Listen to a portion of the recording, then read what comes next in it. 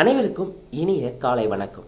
Olympia IAS academy சார்பாக அப்கமிங்காக வரக்கூடிய குறிப்பாக டிஎன்பிசி தேர்வு நடத்தக்கூடிய எல்லா போட்டித் தேர்வுகளும் பயன்படும் வகையில் தினசரியான இலவச மாதிரி தேர்வுகளை நம்ம பார்த்து வருகிறோம்.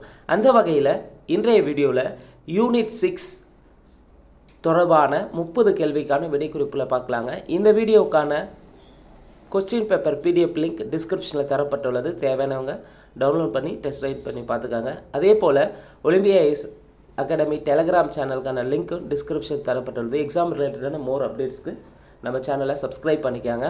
நிச்சயமாக நம்முடைய இலவச மாதிரி தேர்வும் சரி, வாராந்திர மாதிரி தேர்வும் கட்டாயம் அப்கமிங்காக வரக்கூடிய தேர்வுகளில் கொஸ்டின்ஸ் வந்து ரிஃப்ளெக்ட் ஆகிறதுக்கான அதிகபட்சமான வாய்ப்புகள் இருக்குது. ஸோ இந்த வாய்ப்பை சரியாக பயன்படுத்திக்காங்க.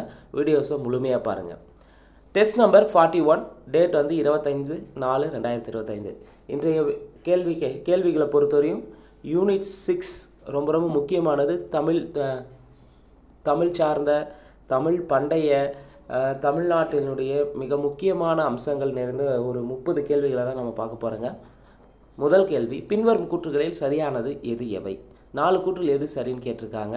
1, கரிகால சோழன் பாண்டியரையும் சேரரையும் ஏனைய குறுநில மன்னர்களையும் எதிர்த்து போரிட்டான். கரிகால சோழன் பாண்டியரையும் சேரரையும் ஏனைய குறுநில மன்னர்கள் எதிர்த்து போரிட்டான். சரி. சோழர்களின் இலச்சினை புலி. சரி. சோழர்கள் செவ்வக வடிவிலான செப்பு நாணயங்களை வெளியிட்டனர். சோழர்கள் பார்த்திங்கன்னா செவ்வக வடிவிலான செப்பு நாணயங்களை வெளியிட்டிருக்காங்கன்னா கிடையாது. சோழர்கள் வந்து சதுர வடிவிலான செப்பு நாணயத்தை தான் வெளியிட்டிருப்பாங்க.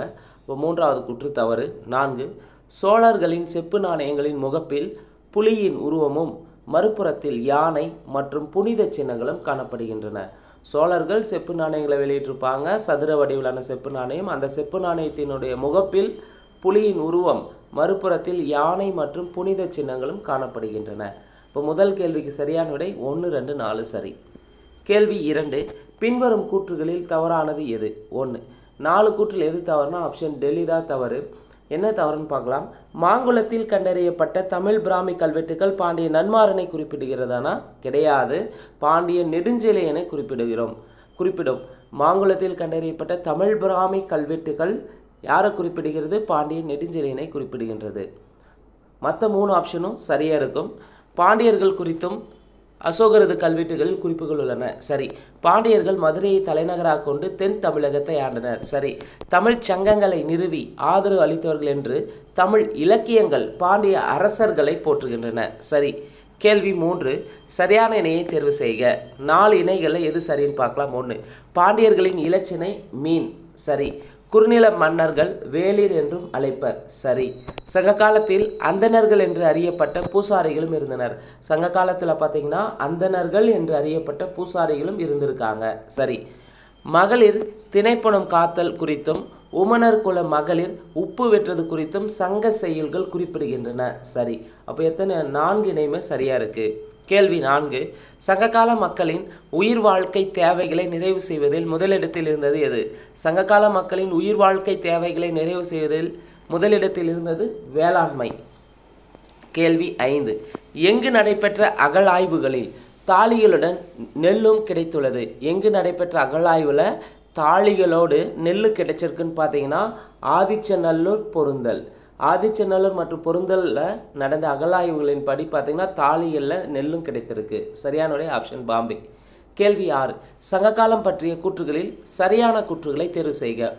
3 கூற்று இருக்குது, அதில் எது சரின்னு பார்க்கலாம். 1, சங்க காலத்தில் மக்களின் அன்றாட வாழ்க்கைக்கு பலவிதமான மண்கலன்கள் களம் செய்கோ என அழைக்கப்பட்டவர்களால் உற்பத்தி செய்யப்பட்டன. சரி.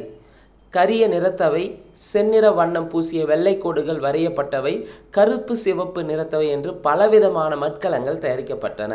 அப்போ மட்கலங்கள் எந்த கலரில் வந்து தயாரிச்சிருப்பாங்கன்னா கரிய நிறத்தில் செந்நிற வண்ணம் பூசிய வெள்ளை கோடுகள் வரையப்பட்டிருக்கும், கருப்பு சிவப்பு நிறத்தில் இருந்திருக்கு. கொடுமணலிலும் குட்டூரிலும் இரும்பு உருக்கு உலைகள் அகழாய்வில் வெளிப்பட்டுள்ளன. அப்போ இரும்பு உருக்கு உலைகள் எந்த அகழாய்வுனா கொடுமணல், குட்டூர். அப்போ சரியானது 1, 2, 3 சரியாக இருக்குது. கேள்வி 7, பின்வரும் கூற்றுகளில் தவறானது எது? 7வது கேள்விக்கு தவறானது ஆப்ஷன் டெல்லி. தங்கத்தாலான தொங்கல் அணி கீழடியில் கிடைச்சிருக்கான, கீழடி கிடையாது.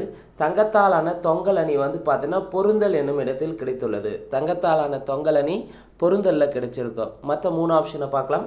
கேரளத்தின் பட்டினத்தில் பொன்னை உருக்கும் உலகில் இருந்ததுக்கான சான்றுகள் கிடைத்துள்ளன. ஸோ பொன்னை உருக்கும் உலகில் இருந்ததுக்கான சான்று எங்கே இருக்குன்னா கேரளாவில் கிடைச்சிருக்கு. சரி.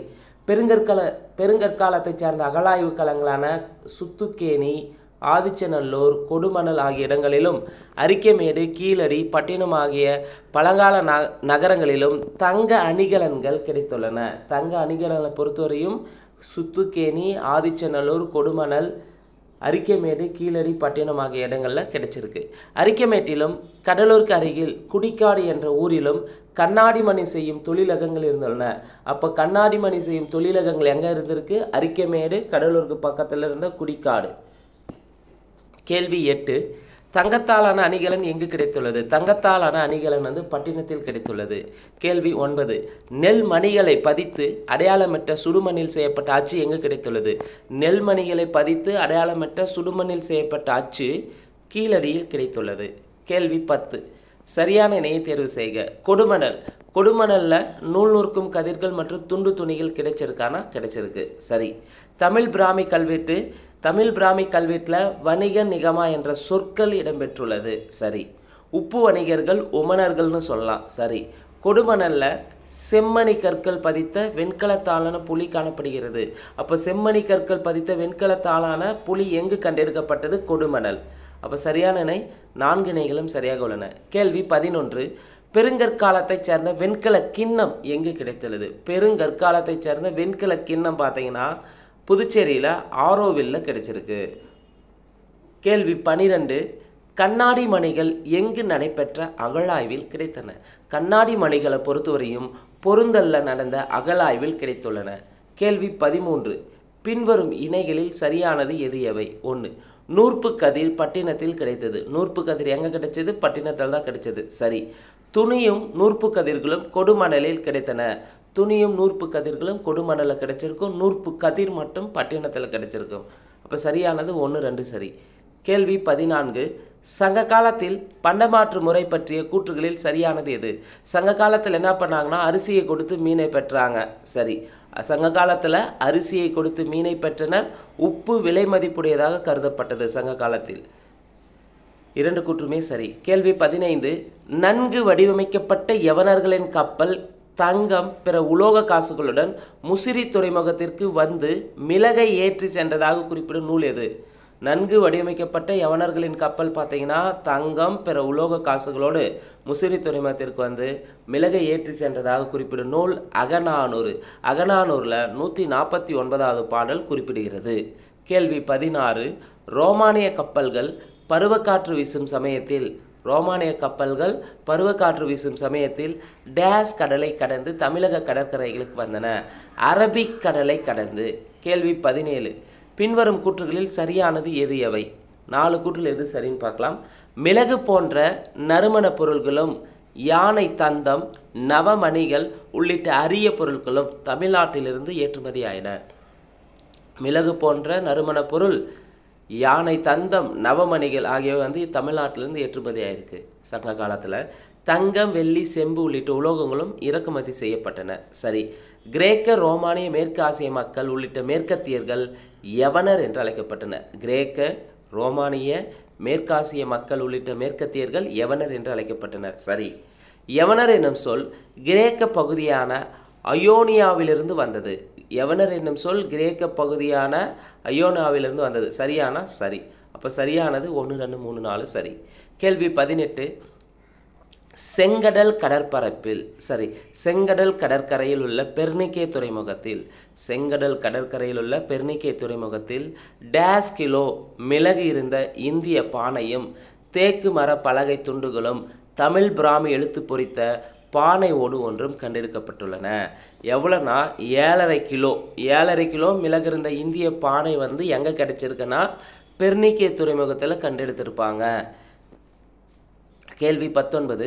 தமிழ் பிராமி எழுத்து கொண்ட 3 சுடுமண் பாண்ட துண்டுகள் எங்கு கண்டறியப்பட்டன? தமிழ் பிராமி எழுத்துக்கள் கொண்ட 3 சுடுமண் பாண்டத்துண்டுகளை பொறுத்தவரையும் பாண்டத்துண்டுகள் எங்கே இருக்குன்னா குசேரல் காதின் துறைமுகத்தில் கிடைச்சிருக்கும்.